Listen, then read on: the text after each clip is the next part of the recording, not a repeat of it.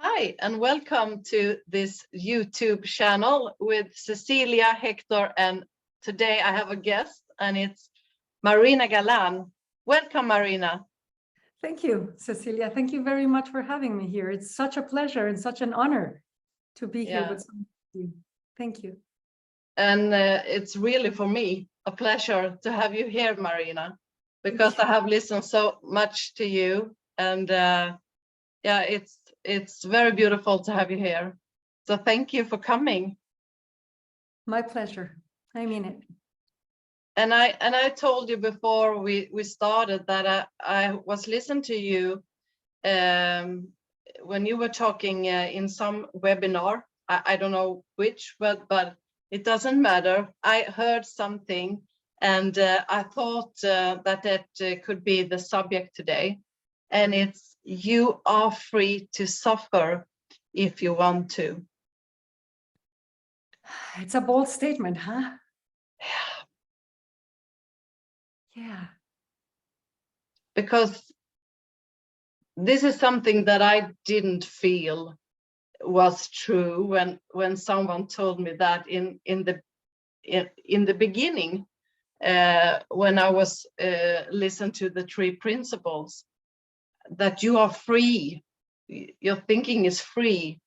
When you're feeling so bad inside, you don't see it like that you are free. I know. So I wanted us to talk a little about that, Marina. Sure, but can I ask you what you heard in that? What is it that impacted you about that insight? Why I wanted to have this subject was because I didn't see it in the beginning like I had a choice. It's like I get very irritated.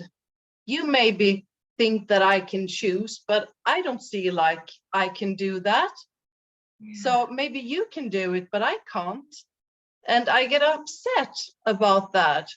Oh, then I'm awful. I'm a mistake or something because I can't stop think this.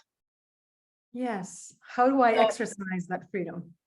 Yeah, so I have to suffer because I can't do it like you can do it. I can't understand it.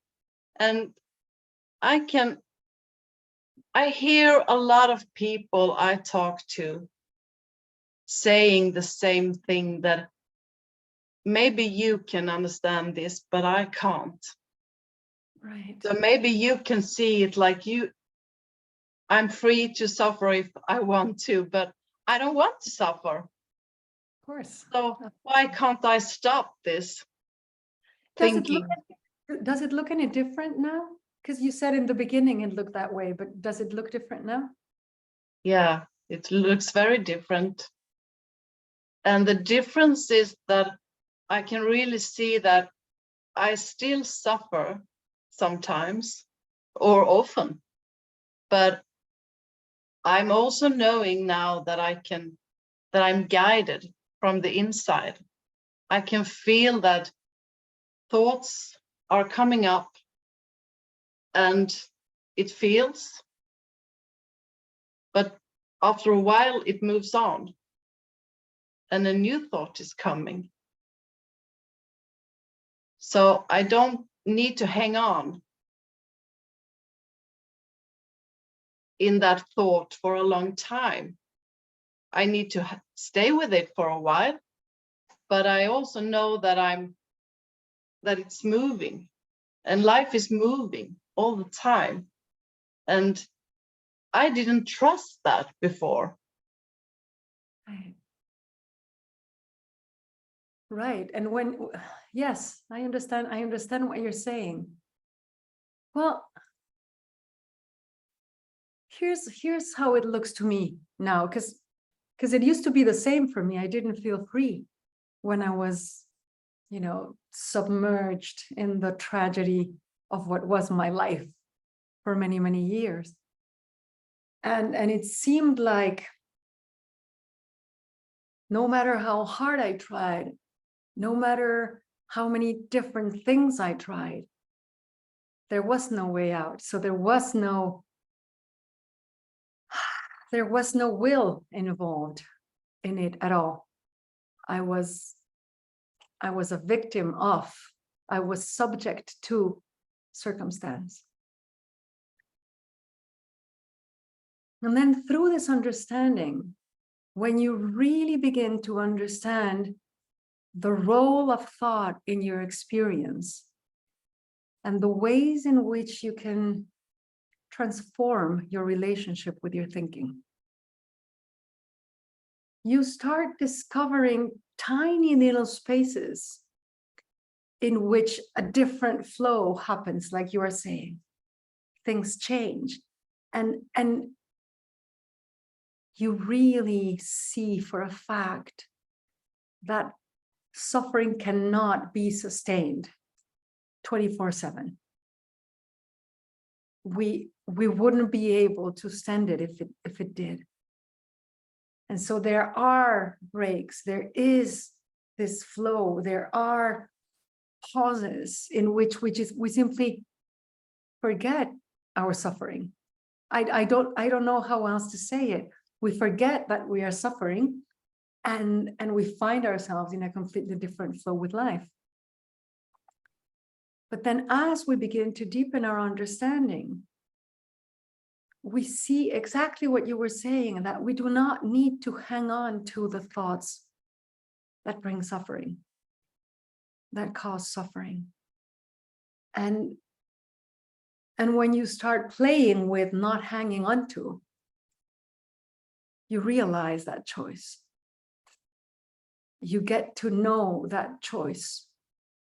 You know, so many people have asked me throughout the years, well, how do I stop engaging with my thinking?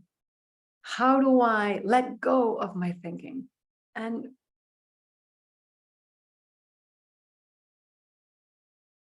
there is not one answer to that. There are many different answers to that. But I think they all boil down to, if you hold your thoughts more lightly, if you don't take the thought or the experience as absolute, as unavoidable, as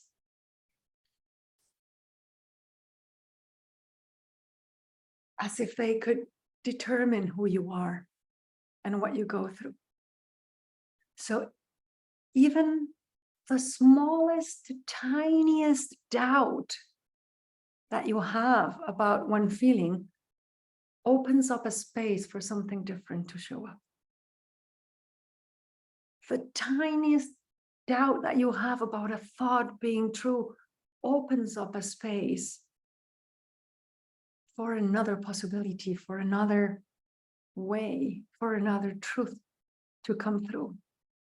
And sometimes that tiny little crack in the certainty of what our thought and our experience and our identities are is enough, because then it is cracked, you see.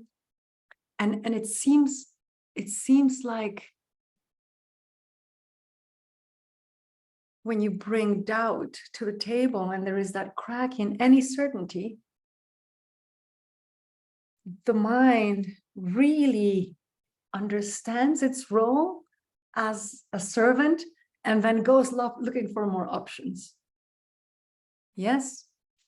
Is that making any sense, Cecilia? Yeah, and what comes to me now is that I came to a point in my life where when I was believing so much in my thoughts, and I was suffering so much that I somehow, it came to a point when I had enough. It was like I had enough. I gave up. I gave up everything. I wanted to just leave this life. And then when I let go of everything, something just came into my mind. And it's difficult to explain it, but it made me curious about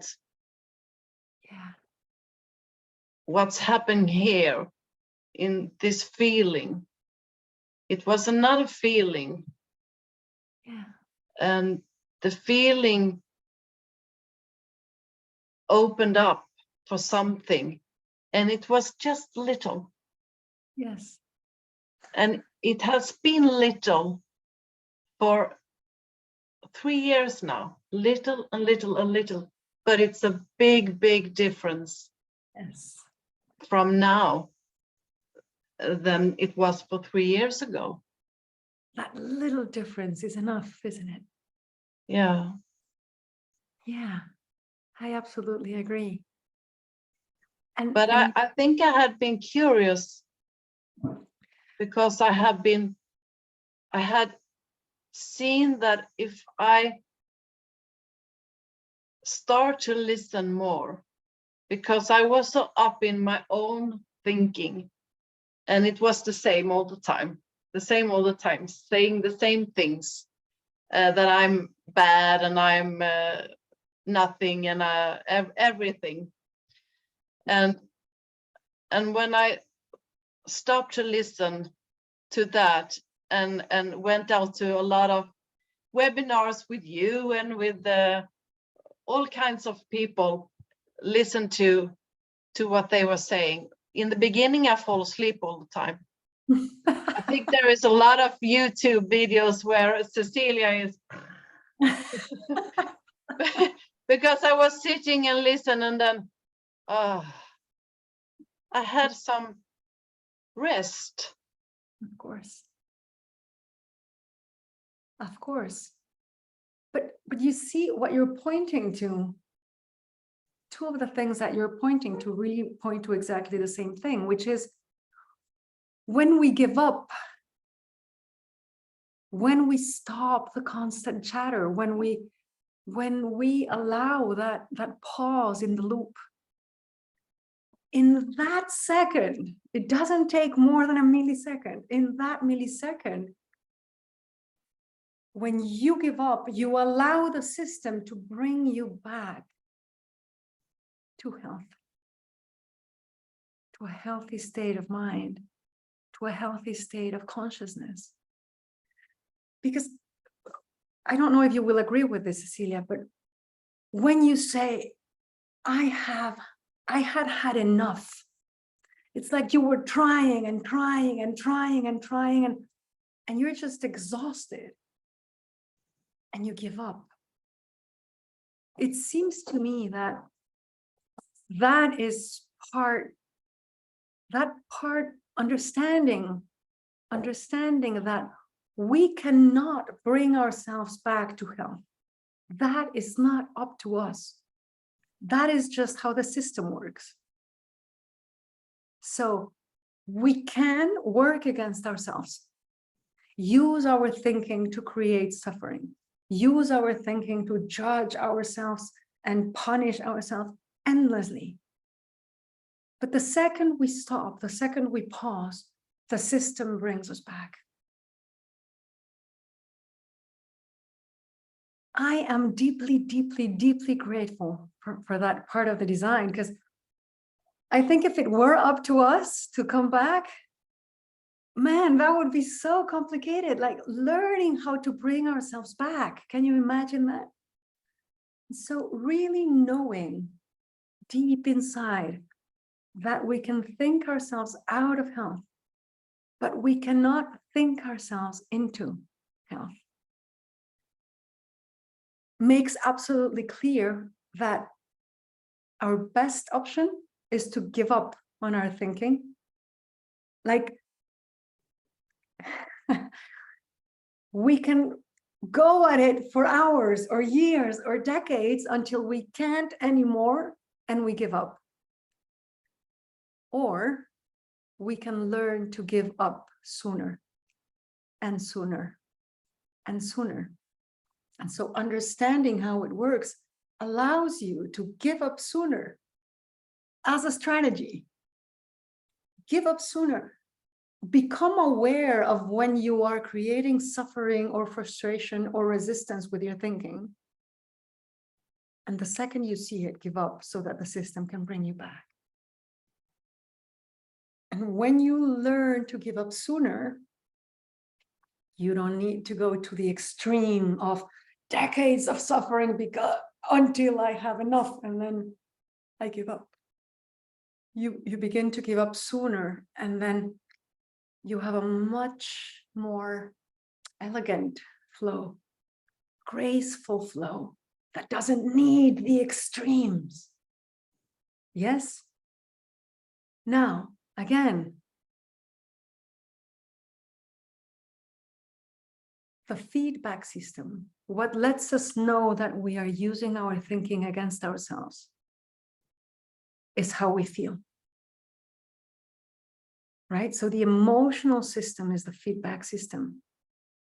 It is incredibly useful to know, to have a mechanism that lets you know, that alerts you when you are using your thinking against yourself or against others. Because if you learn to read those signals, those alerts, you learn to give up sooner and sooner and sooner and sooner. You see? Now, again, it's just a signal, it's an alarm. The system will never force you to give up. It can't. You are free to suffer. You are free to use your beautiful gift of thought against yourself and others if you want to.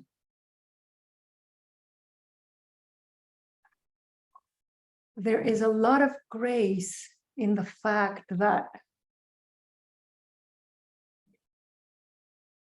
we have that choice. Because it would seem like it would be easier if we didn't have the choice, you know, like the system will force you to go back once it's been enough, you know, once the suffering has been enough. But if you really look at what having that freedom means, what having that freedom implies, you will come to see that you are that free because you are that trusted by life. Because you are that loved by life. You are so loved and so trusted that you are allowed to use your power against yourself and others. But here's grace. You will always be invited back to health via your feelings. You will never be abandoned. You will never be left alone. You will always be guided. That was the word you used. You will always be guided. And that guidance is back to health, back to peace, back to well-being. It is deliberate. And I'm so grateful and happy that I could be guided also by people like you and all the people I have met these 3 years, because I could, with that guiding, I could come back to home, to myself, to me, and not the old therapy forms that they believed in my thoughts that I was sick. I was going in the wrong direction, and I couldn't do both. I couldn't look there and look there. It's like it didn't fit. I needed to let go of going back and going forward. I needed to stay here and focus. Who am I? Who is looking out through my eyes. And that's the thing to reach people, to go inside instead of out in all these methods. Yeah. Yeah, the way it looks to me, Cecilia, is like we are companions in the path. And we have the amazing privilege of being able to guide others back. And it's not guide them back, but bring the possibility of awareness to them that there is a choice, that the system is working for you, that it has your back, that you are being supported and guided. And so we remind each other of how to go back home, how to go back home. And how did you know that? How did you see this for yourself, Marina? The fact that we have that privilege. No, when you saw it for yourself, that and you know that this is true for everyone. I know it's true because I feel it. Yeah, well, I had searched for a very long time. I had searched for a better way to cope with life, a better way to cope with my story, a better way to make that story and that identity fit into the world in any way that would resemble health in any way. You see? And I had found a lot of things that were helpful temporarily, but only temporarily, and not sustainable in the long term.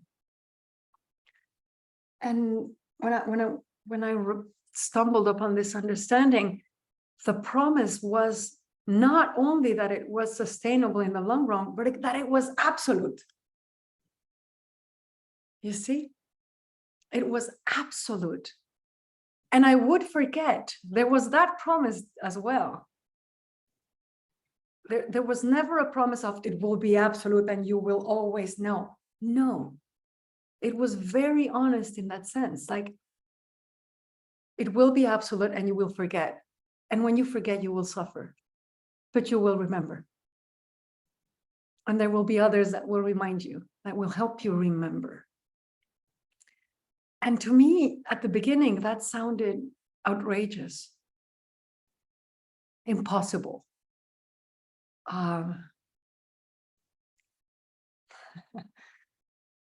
don't know, just outrageous. You know, like, how dare they say that something like that is possible? How dare they, after the suffering that I have witnessed and that I have endured, how dare they? And yet, something inside, something tiny, as you said, tiny, asked, what if? Bless you. Something tiny asked, what if? What if that could be a possibility? You see that crack? You see that crack in the certainty? Well, what if it were possible? Sorry. And ever since, it's okay. And ever since that crack appeared, the feeling that I got out of that crack, you said this too, the feeling that you got out of that was so unbelievably beautiful. Hope, I guess we could call it. And I guess something inside recognized that as go in that direction, because what if? What if? And that was enough. That was enough. I found a silence that I did not know existed in that what if. Because there was finally a silence that my rational mind did not need to answer. My rational mind did not need to rush into figuring out. It was just an open question, you know? What if?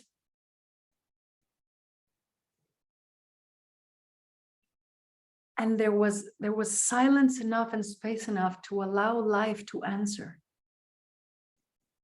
And it was evident from the first moment that it was not going to be a fast answer, you know, like, what if? Yes, because this. No, it was, I was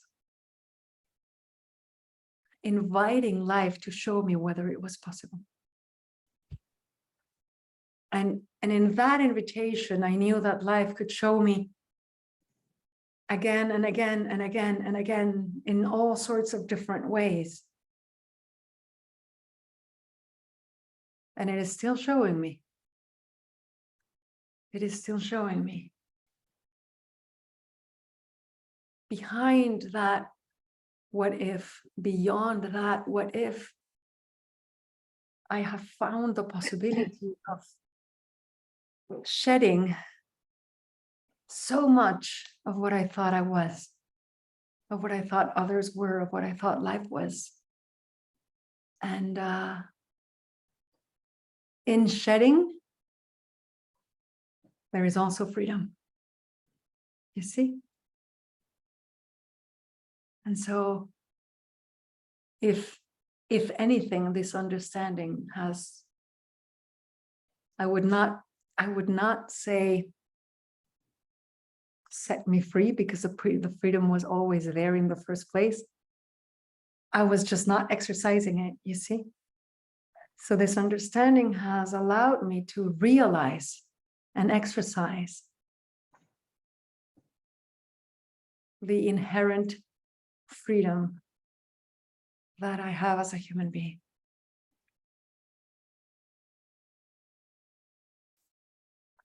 Does that answer your question? Beautiful. Yeah, it does. And what's coming up is when we are suffering, we feel very separate from all people and from everything. And we feel like I'm the only one. I'm the only one feeling this. No one else can understand me. I'm the only one. Yeah. So it's a very lonely and separate feeling. And it doesn't feel comfortable at all. No. So No. if we can come see through this illusion, maybe we can't in the beginning when we are up in a, when we're suffering in a thought we believe in, but after quickly in a while we can see it. Oh, I'm here again. This happened again. Because life happens. Life happens and humanness happens. No? We Yeah. will. And it's very normal. What's normal? I don't know what's normal, but if we could see that that life gives us everything, every emotion, it's okay that we have this. We cry and we get angry and we feel uncomfortable and it will never stop. But we understand why or how it works. Yes. And then I don't need to go and be afraid of my thoughts like before. And that's a difference, but I still cry.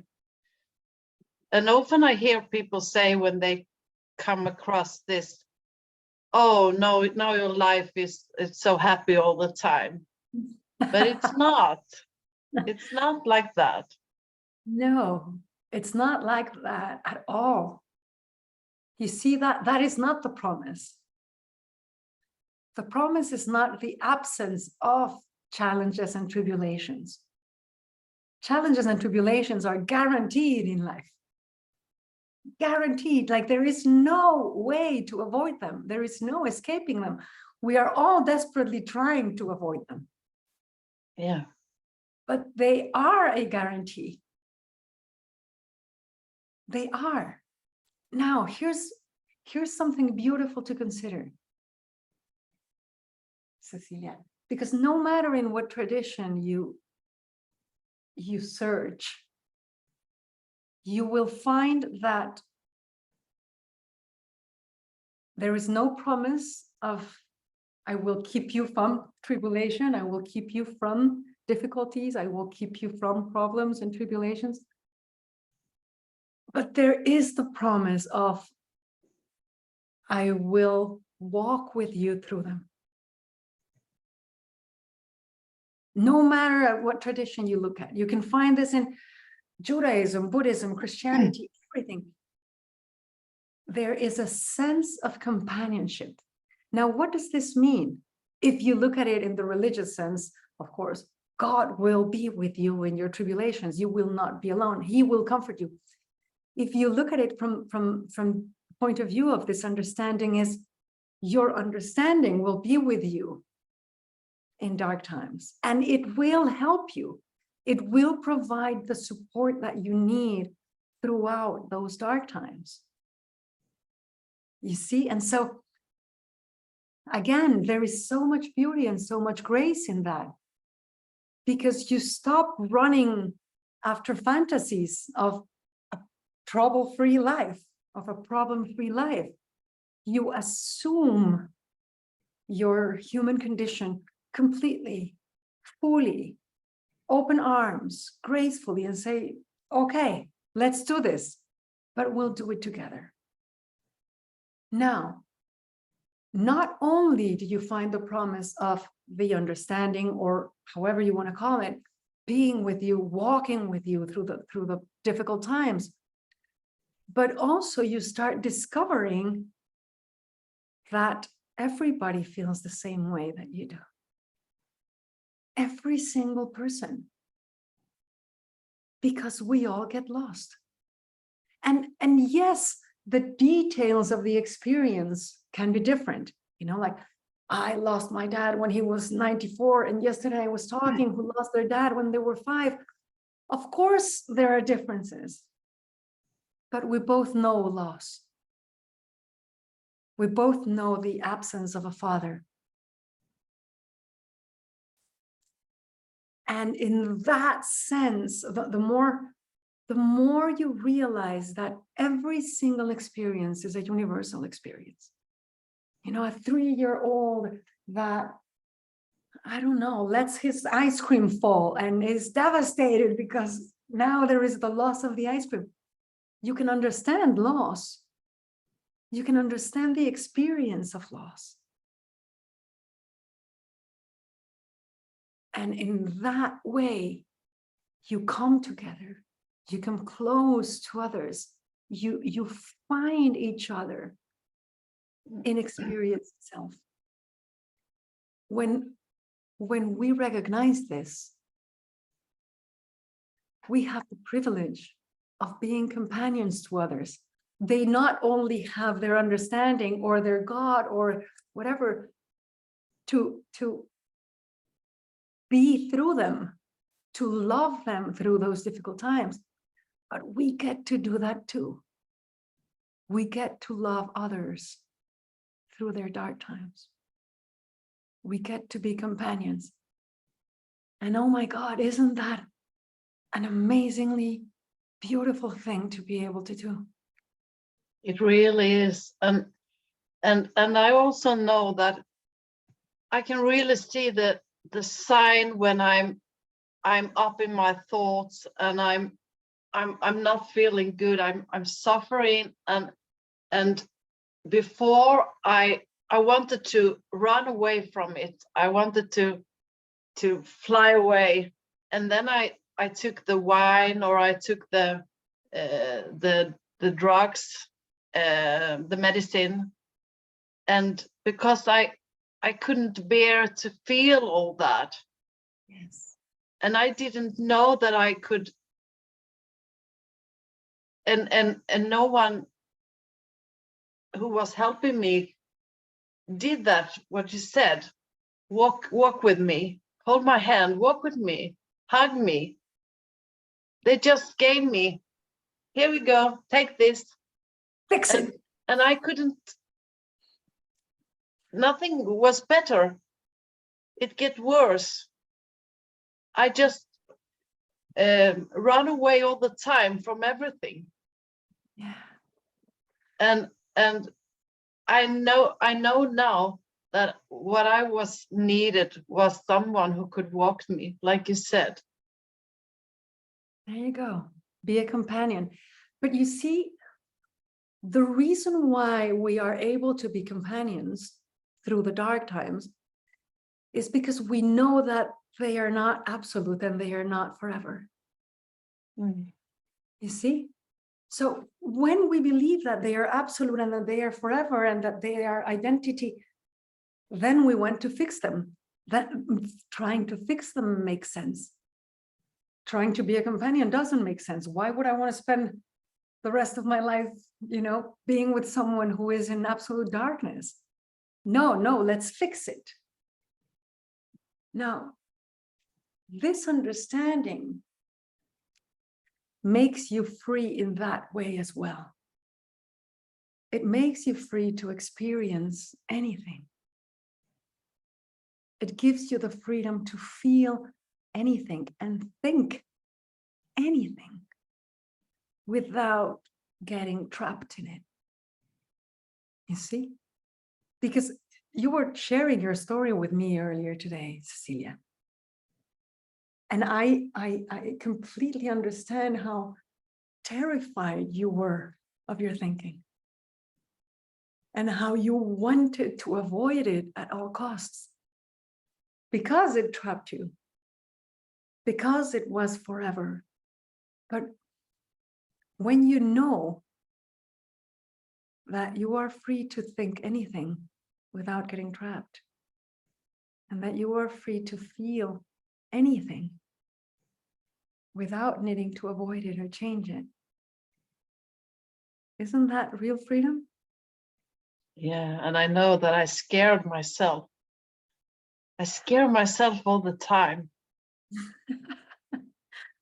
Yes, we do. And it felt very real. Now, I have no idea of how true this can be to others, because this is just my experience. I am going to speak from personal experience now. But it seems to me that every single human being in the world speaks feeling. Like you find someone, you find a friend in a cafe shop or something, and you feel them before they even open their mouths. You're sitting across from your brother or your sister, and like, are you okay? Like, you can feel them. It's very obvious to me that we are fluent in feeling, whatever that language is, from a very early age, because otherwise we would not understand sarcasm. And you see little kids that they get confused when the feeling doesn't match the words. See? And if you observe little kids, you will see that they trust the feeling more than the words. So if you tell a child, oh, you dummy, but you say it with a lot of love, they will pick up on the love. Yeah. And that's really my guide nowadays. That's really my guide, like you say. I look for the feeling. How does this feel? And I have been walked away from a lot of things lately. I have done that. And that's not because I hate people or don't like you. It's just the feeling it's not right for me. So I don't go there. Now consider this, Cecilia. if we are fluent in feeling and intuitively we trust feelings, of course, we learn not to da da da da da.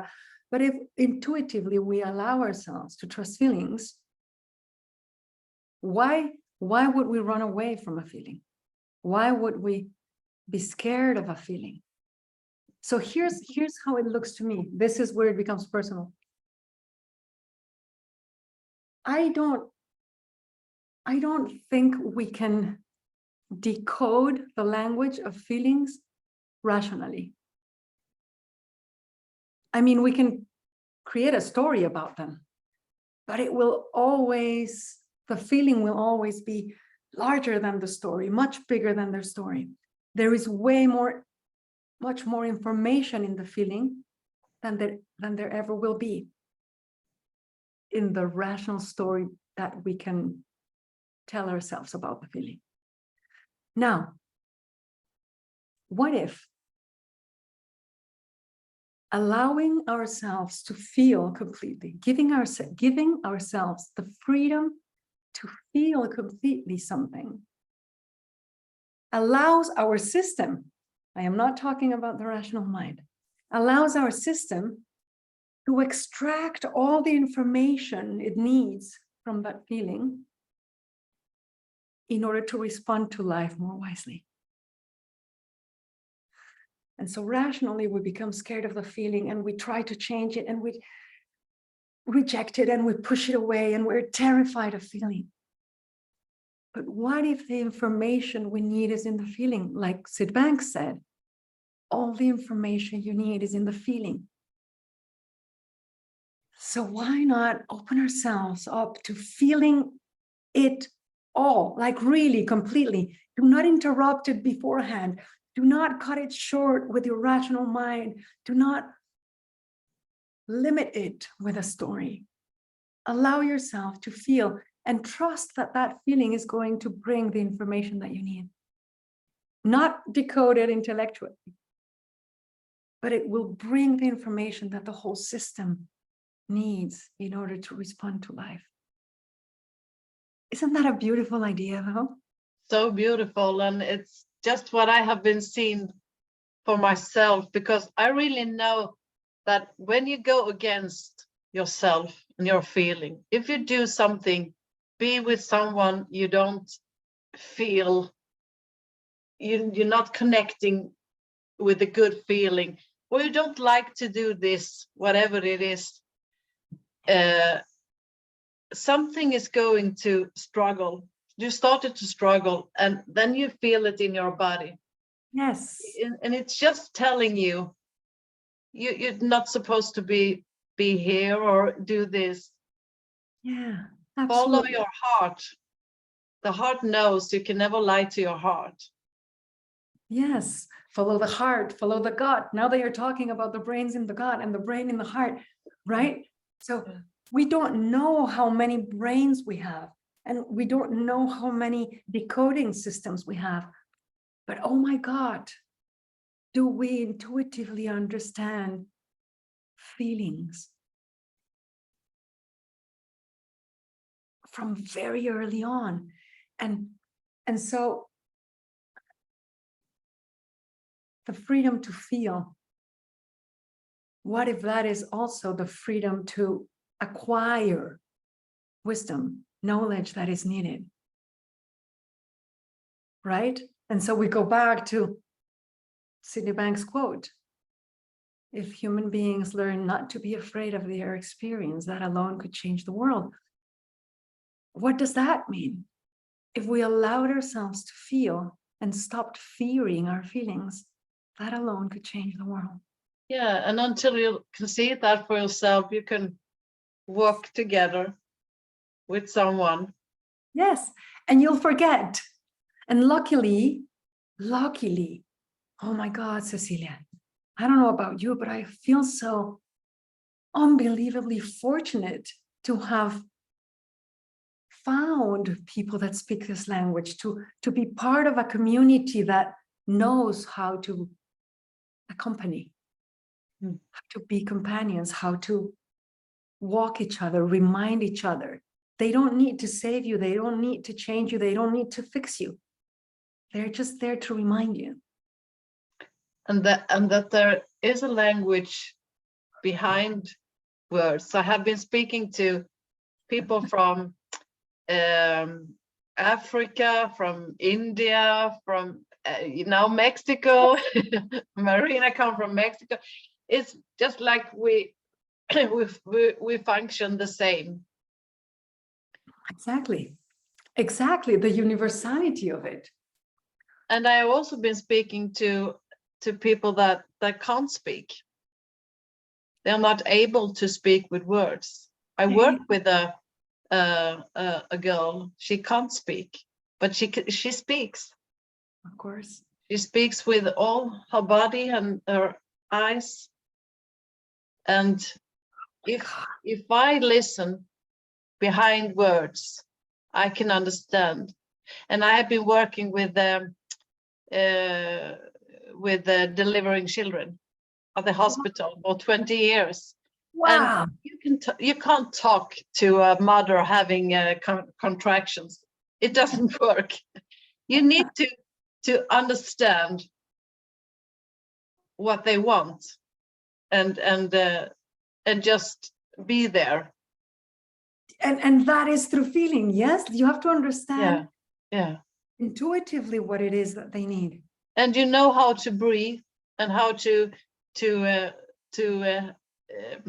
point a person to come down, to slowly breathe again. Yes. I have a question for you. Can I ask you a question? Yeah.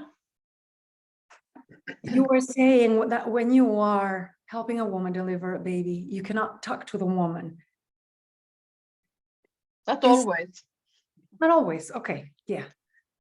Do you find in your experience that there are ways in which you can talk to the body of the woman? Yeah. Sometimes I feel like I'm having the baby. It's like I'm doing all the breathing and compression and and everything. And it's just it's like when I go out there, it's just that I had been having the baby. So you go in the feeling a lot. But if you caress or if you massage or if you stretch, way of talking to the body. Yes, I can see if they are tense or they need, if I need to hold here and to just here, and just sometimes I just hold here, and so when we breathe and come down, and kindness and awareness.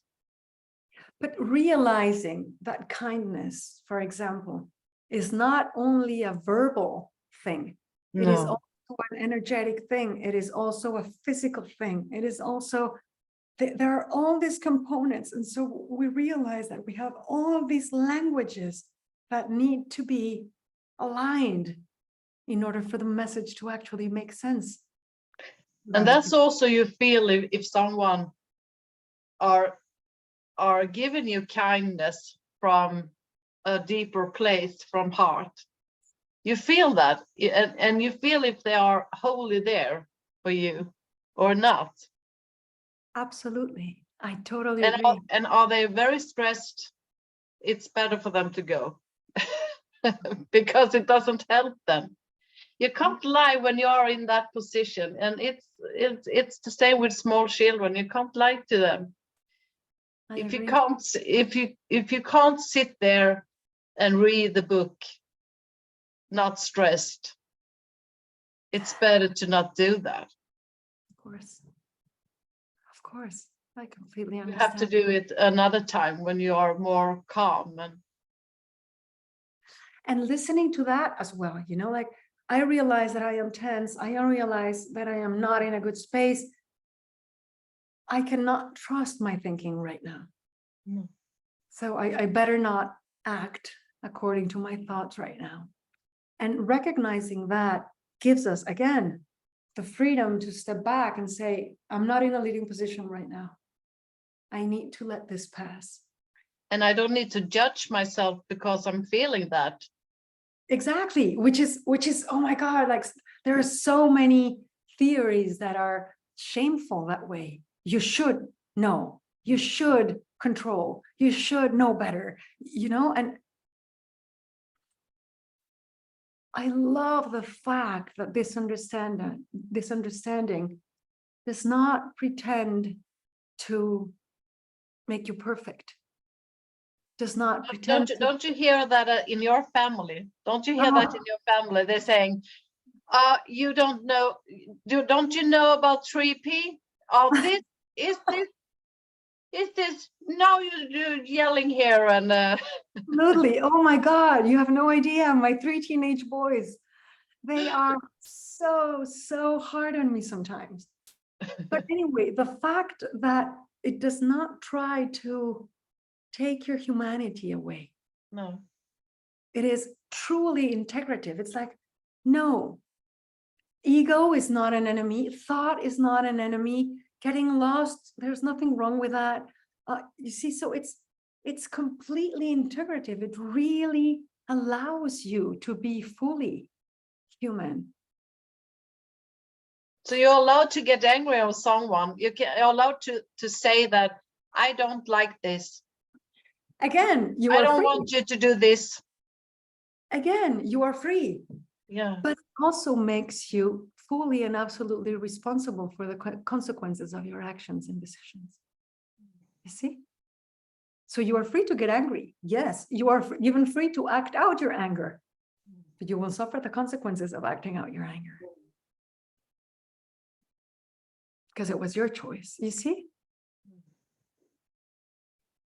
So in that sense, by giving you absolute freedom, it also gives you absolute responsibility.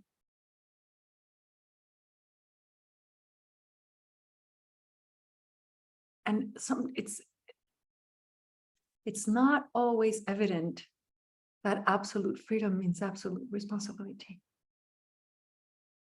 We often mistake absolute freedom with an absolute lack of responsibility. And it's not true. Can't be. Can't be.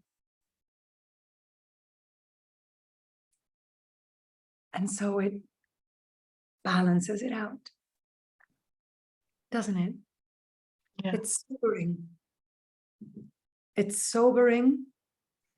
And at the same time, it's releasing. In its honesty. No?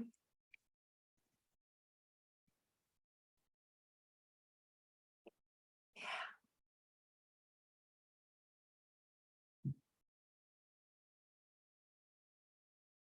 I think one of the most interesting experiences has been trying to really bring this understanding into my motherhood, into raising my children. And I of course, I err all the time. I make so many mistakes, it's ridiculous. But trying to gift them that freedom and that responsibility, and helping them see how they can exercise the freedom in as much as they exercise the responsibility.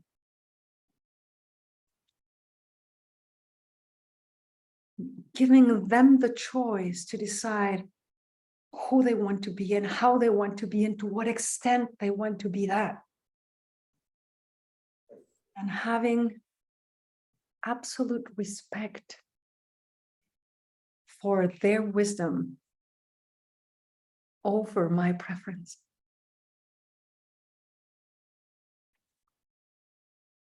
It's actually very similar to what we're doing coaching, right?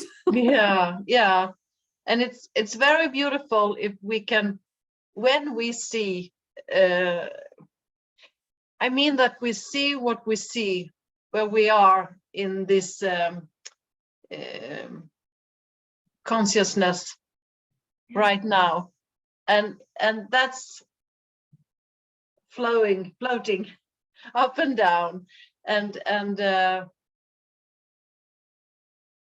if we can know that the children have their wisdom. Yes. It gives them more space to be who they are. Absolutely. And I think the clue of it all, Cecilia, is not only knowing that they have it, but pointing it out to them constantly. Yeah. And you trusting it in them as proof of you can trust your wisdom. I trust your wisdom as your mother. So you can trust your wisdom completely, even if I disagree with it, even if, see what I mean? It really allows them to stand in themselves and grow to their full stature. If that's an analogy that And makes this is something you easier can do if you have seen it for yourself. Oh, of course. You can't do it if you haven't seen it. No. It's that's why it's so hopeful if we can go more in this direction. Yeah. And seeing it for yourself, experiencing it yourself, and being respectful of that in others makes you defend your own wisdom fiercely. Not violently or anything, but fiercely. Like, you can tell me your opinion. Yes, you can tell me your opinion, but I will respect my wisdom above anything and anyone, because I can trust that. And developing those levels of trust that are not necessarily rational. And that's a very big difference for me. Last time. What do you mean? Because I always walked in other footsteps. It's like everyone knows better than me. Yeah, there you go. There you And go. now I've started to speak out how I feel, how I want. How has that changed your life? A lot. But I can still have these thoughts coming up, and is it okay to go this way? Yeah, but it is. I know it is. But in a bad, low mood, it comes up, but just for a little while, and then it disappears again. So and that's a thing with have this YouTube channel, that even if I had thoughts about, oh, why am I doing this? But I'm doing this because it's so hopeful. I know that we can bring something very, very good out to people. And that's a lot. That's plenty. Yeah.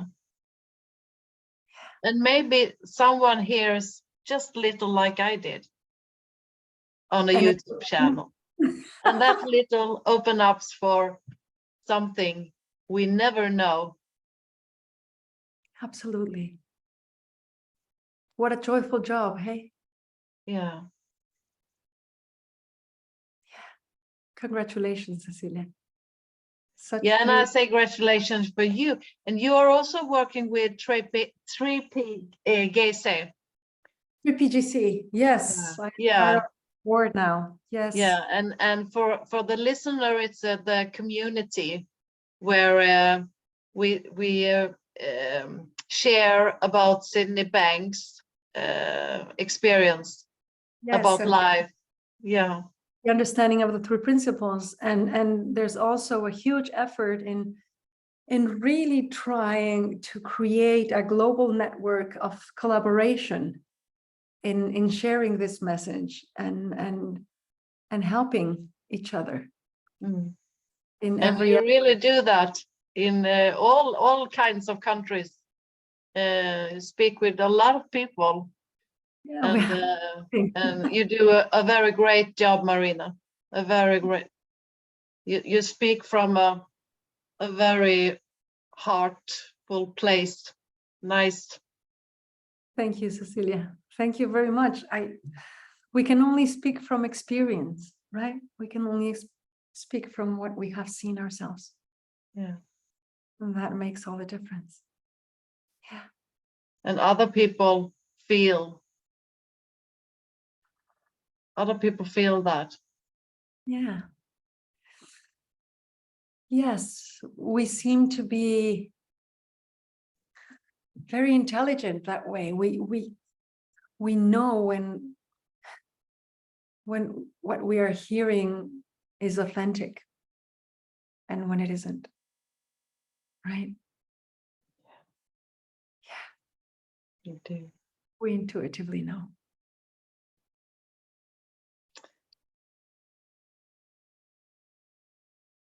How fortunate, no? That we work that way, that we function that way. So I recommend the people not only to listen to my channel, also listen to Marina. Thank you. Thank you, So Cecilia. thank you very much, Marina, for this talk. Oh, I've enjoyed every minute of it. And we can do it again. Yes, please. Let's do it again. Anytime. My pleasure. We do. So thank you very much. Thank you, Cecilia. I'll be seeing you around. Yeah. Bye. Bye.